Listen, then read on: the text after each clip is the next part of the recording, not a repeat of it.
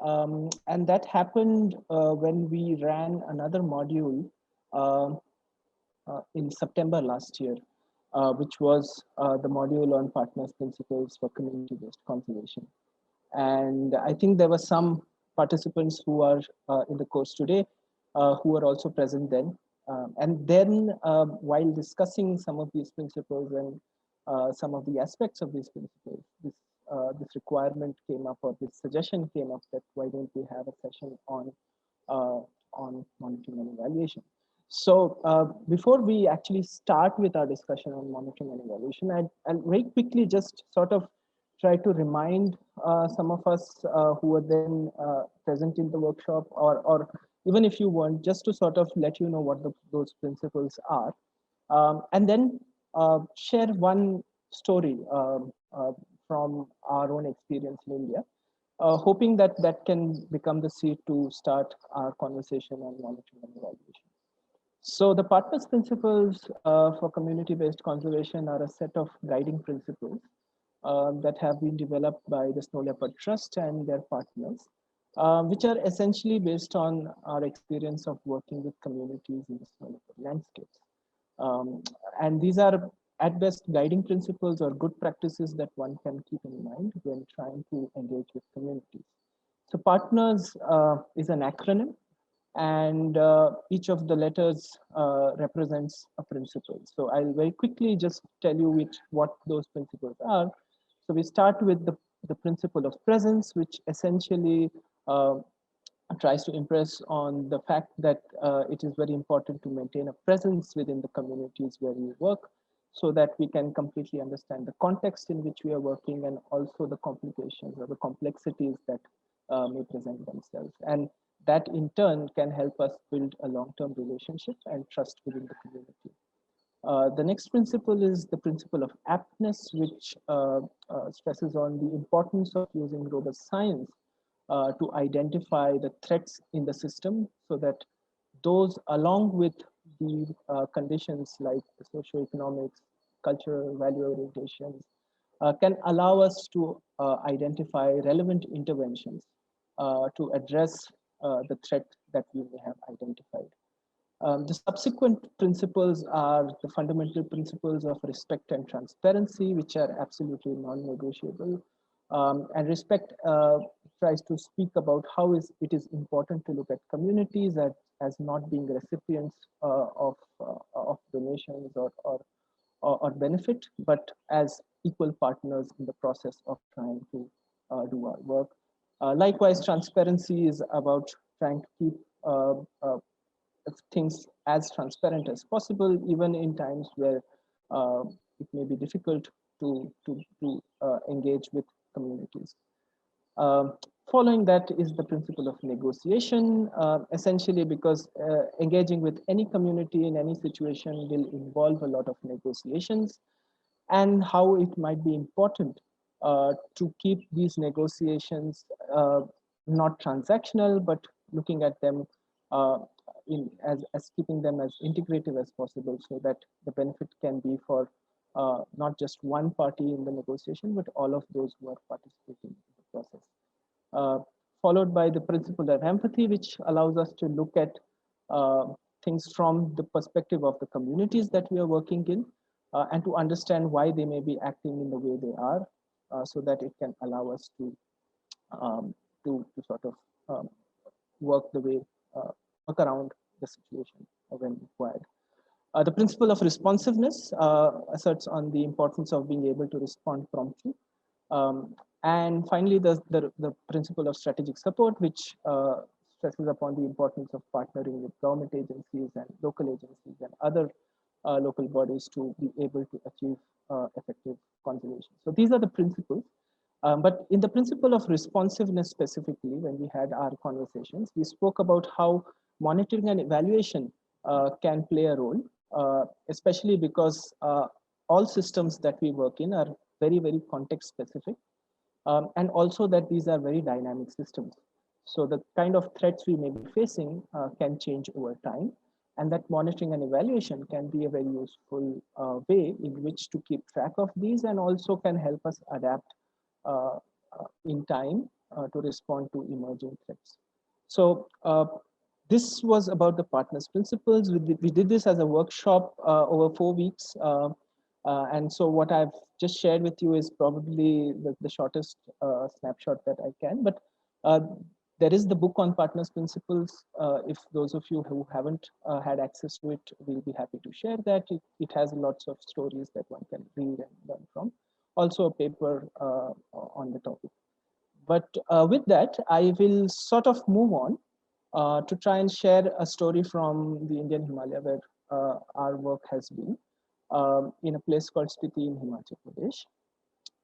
And this is essentially a story of one project or one program that has been now running for close to 2 decades. And there are programs which run close to 2 decades. There are more recent programs that we've set up, and each program has its own story and its own learning.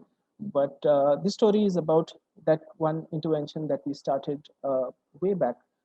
So the story is, when initial research in these areas in the late 90s pointed to the fact that snow leopards were killing, snow leopards and wolves or carnivores were killing a lot of livestock, and that was as high as 20%.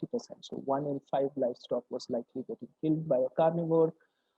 This meant a very big financial loss to the herding community because this was a largely agro-pastoral community, and livestock rearing was an important part of their livelihood.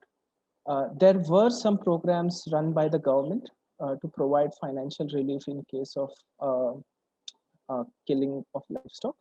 But those programs had their own challenges because of which they were not being able to achieve the result that with which they had been intended or designed.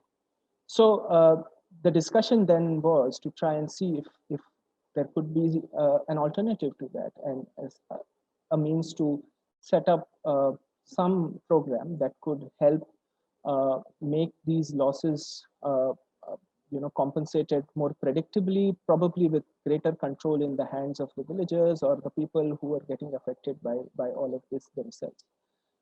So that really led to discussions with the local people in this village in Kibar.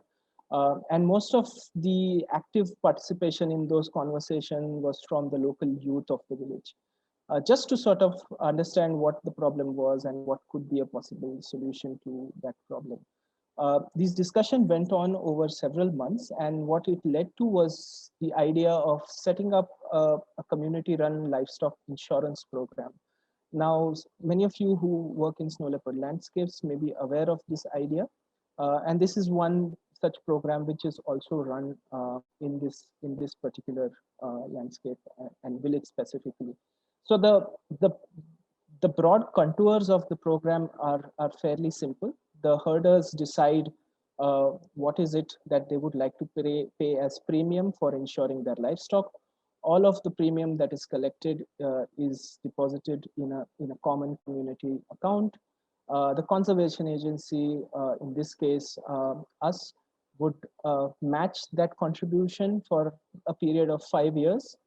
And at the end of each year, the community would identify the genuine cases of livestock loss to snow leopards or wolves and compensate them at the rate that was decided by the community.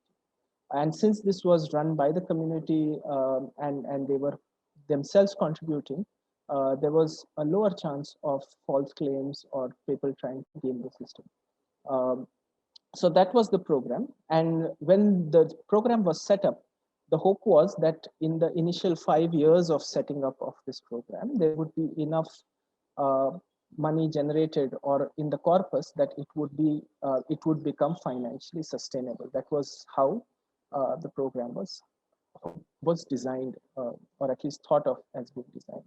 So, like I said, all of this money would sit in a bank account held by the villagers, and they would also keep records. So each year they would keep records of what is it that the people have contributed, the number of cases, the cause of the cases, and at the end of the year, this is a typical cash book that they would maintain, in which they would keep accounts of who were paid a compensation, what was the livestock killed, and tally the accounts and show it to all of the participants so that everyone knew where the program was.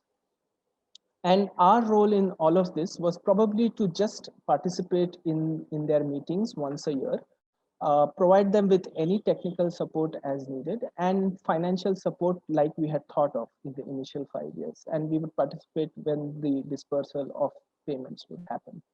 So this is how it was set up, and the first program was set up in 2002, and we thought that this program would run very smoothly with the excitement of the villagers. And then that this would be a wonderfully self-sustaining program, which would be an example for other landscapes.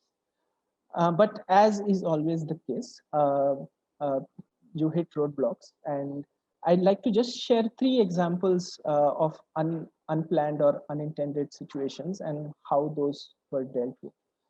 A situation of catastrophic loss. So when the program was started, we had a sense of what typically loss the village community would face. But after running the program for about 7 years, there was 1 year in which we recorded almost twice the number of loss of livestock in one single year than any normal year, which was kind of unprecedented.